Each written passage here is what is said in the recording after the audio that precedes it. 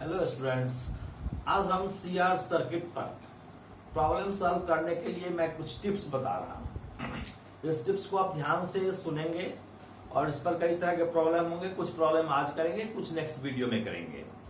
तो पहली बात यह है कि यदि कोई सर्किट में सीआर सर्किट है, कोई सपोज कीजिए कि कैपेसिटर है और रेसिस्टर है और इसको हम बैटरी से चार्ज कर रहे हैं, तो यदि यह पहले से अनचार्ज है तब यह ऐसे शो करेगा जैसे कि यह शॉर्ट सर्किटेड हो, अर्थात करंट का फ्लो होगा, इजीली होगा, यानी विदाउट एनी रेसिस्टेंस हुआ। कोई रेसिस्टेंस यह कैपेसिटर ऑफर नहीं करेगा। फिर से सुनिए कि यदि कैपेसिटर अनचार्ज पहले से हो और इससे हम बैटरी जोड़ दें, तब ऐसी स्थिति में initially at t is equal to 0 यह बिहेव करेगा ऐसा कि इसमें कोई रेसिस्टेंस नहीं है, यह कोई रेसिस्टेंस ऑफर नहीं करेगा और मैक्सिमम करंट पार करेगा इस कैपेसिटर से होकर, अर्थात यह शॉर्ट सर्किटेड की तरह दिखेगा। ऐसा दिखेगा जैसे कैपेसिटर हो ही नहीं, वायर से जुड़ा हुआ हो।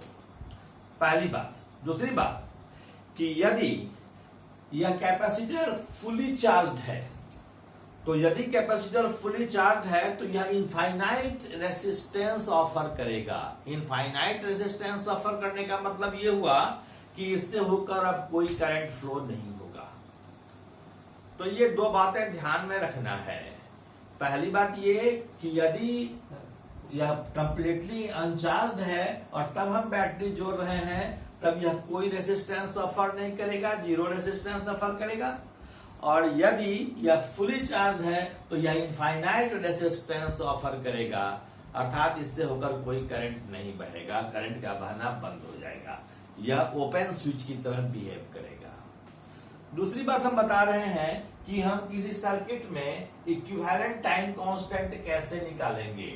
तो इक्विवेलेंट टाइम कांस्टेंट निकालने के लिए कुछ स्टेप्स को ध्यान में रखें। ये स्टेप जो है आप प्रॉब्लम जब करेंगे तब समझ में आएगा। ये पहला स्टेप क्या है कि शॉर्ट सर्किट द बैटरी। हम बैटरी को शॉर्ट सर्किट कर देंगे, अर्थात बैटरी को हटाकर सीधे तार जोड़ देंगे, कंडक्टिंग वायर जोड़ देंगे। और इसके बाद क्या करेंगे कि कैपेसिटर जब लगा हुआ होगा, उस कैपेसिटर के अक्रॉस हम इक्विवेलेंट रेसिस्टेंस निकालेंगे या नेट रेसिस्टेंस निकालेंगे। और जब नेट रेसिस्टेंस निकल जाएगा तब हम टाउ बराबर CR का उपयोग करेंगे। टाइम कांस्टेंट निकालने के लिए हम C इंटू R इक्विवेलेंट लिखेंगे, R नेट लिखेंगे, C इंटू R नेट। और इस तरह से हम टाइम कांस्टेंट निकाल लेंगे। इस पर व्यस्त हम एक प्रॉब्लम कर रहे हैं और आप समझेंगे इस प्रॉब्लम। अब देखिए इस क्वेश्चन को। यहां 10 वोल्ट की बैटरी लगी हुई है, यह 4 ओम का एक रेसिस्टर है, यहाँ 2 ओम का रेसिस्टर है और 10 माइक्रोफैराड का एक कैपेसिटर लगा हुआ है और इसके साथ एक 2 ओम का रेसिस्टर भी यह इधर जुड़ा हुआ है।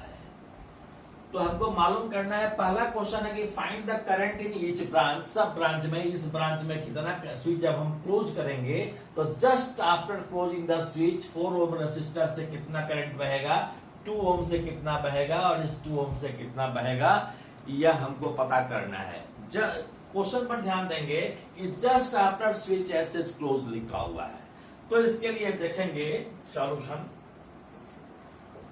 मैंने कहा था कि जब अनचार्ज हो कैपेसिटर तो यह एक सिंपल सर्किट की तरह काम करता है, वह कोई रेसिस्टेंस ऑफर नहीं करता है, अर्थात करंट फ्लो कर सकता है। जब स्विच क्लोज है, जब यह अनचार्ज है, तो इससे होकर बिना किसी रेसिस्टेंस के यह करंट फ्लो कर सकता है। तो सपोज कीजिए कि I करंट फ्लो कर रहा है, तो यही I करंट I1 और I2 में बदल जाता होगा, अर्थात यह दोनों क्या हो जाएगा, पैरेलल में हो जाएगा और उसके साथ यह सीरीज में हो जाएगा। Just closing the switch, just after closing the switch equivalent resistance क्या होगा, just after closing the switch. तो करंट पहले निकालेंगे, तो इक्विवेलेंट रेजिस्टेंस पहले देखें कि कितना होगा। इक्विवेलेंट रेजिस्टेंस होगा 4 ओम प्लस 2 इंटू 2/2+2, क्योंकि ये दोनों पैरेलल में आ जाएगा। इसको हम हटा रहे हैं, यह होना ना होना दोनों बात बराबर है, क्योंकि यह अनचार्ज है, इसलिए हम दोनों को पैरेलल में जोड़ें, इसको सीरीज में जोड़ें, तो यह क्या हो जाएगा 1 ओम हो जाएगा। तो यह हो गया 4 ohm plus 1 ohm, this is 5 ohm. Equivalent resistance हो गया। तो I बराबर क्या लिखेंगे, E/R। E/R मतलब EMF बाई इक्विवेलेंट रेजिस्टेंस। तो इक्विवेलेंट EMF कितना है 10 वोल्ट है, तो 10/R इक्विवेलेंट कितना है 5 ओम है, दिस इज 5, सो 2 एम्पियर का करंट बहेगा। तो जब इससे होकर जब हम स्विच क्लोज कर देंगे, तो ऐसी स्थिति में इससे होकर बहेगा 2 एम्पियर का करंट, और इससे भी बहेगा कितना, इससे बहेगा 1 एम्पियर का करंट, और इससे बहेगा 1 एम्पियर का करंट। 2 ओम यह भी है, 2 ओम यह भी है, तो दोनों से 1 एम्पियर का करंट बहेगा, इससे भी 1 एम्पियर का करंट बहेगा, क्योंकि ये दोनों पैरेलल में है, करंट डिस्ट्रीब्यूट हो गया, बराबर रेजिस्टेंस है, तो बराबर करंट है। तो ये पहला क्वेश्चन का है सॉल्यूशन हुआ। इसके बाद है find the equivalent time constant of the circuit. दूसरा, अब इक्विवेलेंट टाइम कांस्टेंट मालूम करने के लिए आप क्या करेंगे कि जस्ट इस फिगर को मैं मिटा रहा हूं। इक्विवेलेंट टाइम कांस्टेंट निकालने के लिए इसको आप पहले शॉर्ट सर्किट कीजिएगा, पहला स्टेप यही था। तो चलिए अगर हम शॉर्ट सर्किट कर देते हैं, तो यह सर्किट कुछ ऐसा बनेगा, 4 ओम और यहाँ 2 ओम का रेसिस्टर है, 2 ओम का रेसिस्टर है, यहाँ कैपेसिटर लगा था, हम कैपेसिटर अभी नहीं दिखा रहे हैं आपको, और यह 2 ओम का रेसिस्टर है। हमको इस दोनों पॉइंट के बीच, मान लीजिए पॉइंट P है, यह Q है, तो P और Q के बीच इक्विवेलेंट रेसिस्टेंस निकालना है। तो P और Q के बीच अगर रेसिस्टेंस निकालना है, सपोज कीजिए कि यहाँ का पोटेंशियल VA है, यहाँ का पोटेंशियल VB है, और यहाँ का पोटेंशियल हम VP मानते हैं, यहाँ का VB मानते हैं, यहाँ का पोटेंशियल VQ मानते हैं। अब देखिए यह तो VP माइनस VB इसके क्रॉस पोटेंशियल डिफरेंस है। अब यहाँ देखिए ये VB है, तो VB माइनस VQ ये दोनों पैरेलल में है, और यह सीरीज में है। तो R नेट क्या होगा, नेट R, तो R net is equal to हम लिखेंगे 4 सीरीज में है, और 2 ओम सीरीज में है, और 4 और 2 पैरेलल में है। तो 4 into 2 divided by 4 plus 2, this is 2 plus 8/6। 8/6 का मतलब हुआ 4/3। So this is equal to 6 plus 4, that is 10/3 ohm. यह आर नेट हो गया। इसलिए टाइम कांस्टेंट टाउ बराबर होगा C इंटू आर नेट, और C का वैल्यू कितना था 10 microfarad. 10 microfarad into R net कितना है 10/3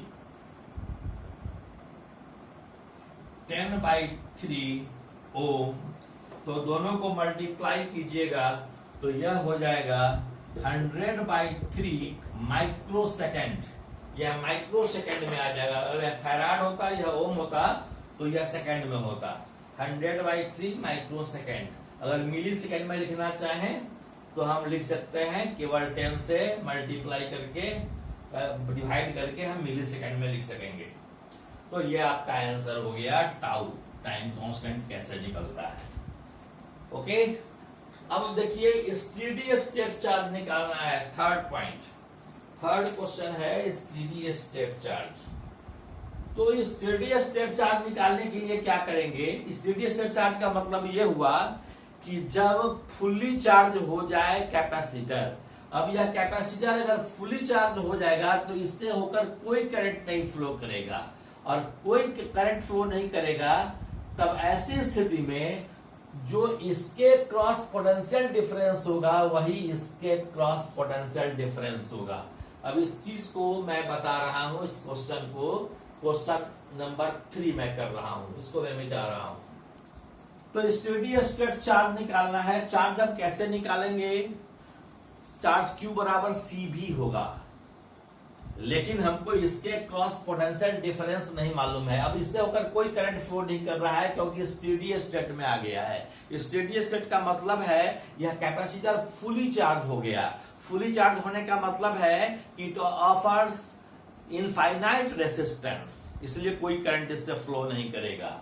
अब जो भी करंट फ्लो करना होगा 4 ओम और 2 ओम से करेगा, और ये दोनों सीरीज में हो जाएगा। इसलिए I बराबर क्या होगा? After a long time steady state charge comes at capacitor. इसका मतलब यह हुआ कि इससे होकर कोई करंट नहीं हुआ। देन I बराबर हो जाएगा इस स्थिति में 4E, I बराबर E by R, E by R equivalent, R equivalent, R dash हम लिख दिए, या 10 volt divided by R equivalent क्या होगा? 4 प्लस 2, तो 4 plus 2 this is 10 by 6, this is 5 by 3 ampere, और 5 बाई 3 एम्पियर हुआ तो इसके क्रॉस पोटेंशियल डिफरेंस क्या होगा? तो potential difference across 2 ohm resistor,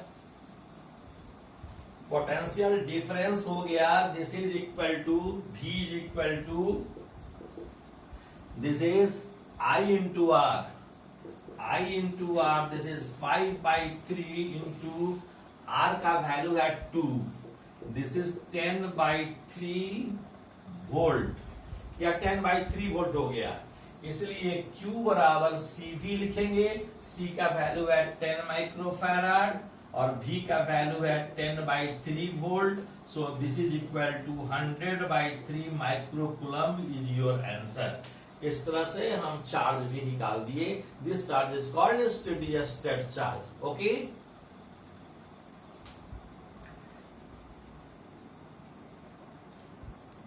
अब इस क्वेश्चन को देखिए, यहां अभी स्विच ओपन है, V वोल्ट का बैटरी लगा हुआ है, 6R का रेसिस्टेंस है, ये 3R का रेसिस्टेंस है, ये R रेसिस्टेंस है, एक कैपेसिटर लगा हुआ है C कैपेसिटेंस इसका। हमको मालूम करना है time equivalent time constant of the circuit and steady state charge.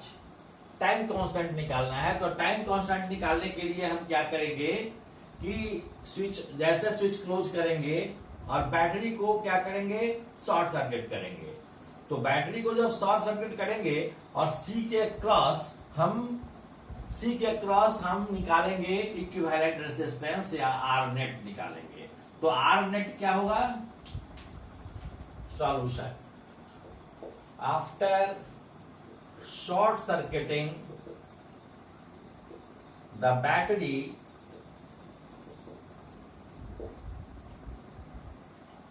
R net across C is, R net बराबर हो जाएगा, या क्या क्या होगा? ये इसके क्रॉस हम निकाल रहे हैं, तो यह क्या होगा? ये और ये पैरेलल में हो जाएगा और R सीरीज में हो जाएगा। तो हम लिखेंगे R plus 6R into 3R divided by 6R plus 3R. So this is equal to R plus 18R by 9R. This is 2R. So this is equal to 3R. इसलिए time constant T बराबर होगा C into R net. So this is equal to 3R C. This is your answer. तो यह पहली बात, यह पहला part निकल गया। दूसरा पार्ट कहता है कि स्टेडी स्टेट चार्ज क्या होगा। स्टेडी स्टेट चार्ज का मतलब फिर से याद कीजिए कि मैंने बताया था कि जब यह फुली चार्ज हो जाएगा, फुली चार्ज हो जाएगा तो करंट इससे फ्लो नहीं करेगा, तो जो करंट इससे होकर फ्लो करेगा वह 3R से भी फ्लो करेगा, अर्थात 6R और 3R जो हो जाएगा सीरीज में हो जाएगा। तो सीरीज में हो जाएगा तो R इक्विवेलेंट क्या हो जाएगा, after getting steady state R equivalent is equal to 6R plus 3R, this is 9R। तो 3R के क्रॉस जो पोटेंशियल डिफरेंस होगा वही इसके क्रॉस भी पोटेंशियल डिफरेंस होगा, potential difference across 3R is what is this? So this is I into R। तो यहां हम पहले I निकाले, I बराबर E बाई R, तो E की जगह पर यहाँ V है, डिवाइडेड बाई R इक्विवेलेंट क्या है 9R है, V by 9R। So I into 3R जो होगा यही पोटेंशियल डिफरेंस होगा 3R के क्रॉस, तो पोटेंशियल डिफरेंस V बराबर हो जाएगा 3R I into 3R, I into 3R बराबर है V by 9R into 3R। So this is equal to V by 3। तो V बाई 3 के बराबर हो गया यह पोटेंशियल डिफरेंस V डैश्ड। इसलिए C स्टेडी स्टेट चार्ज क्या होगा, इसलिए स्टेडी स्टेट चार्ज Q बराबर है C into V by 3 into V by 3, this is CV by 3, this is your answer. इस तरह से हमने ये 2 क्वेश्चंस किए हैं, कुछ और क्वेश्चंस नेक्स्ट क्लास में करेंगे। Thank you very much.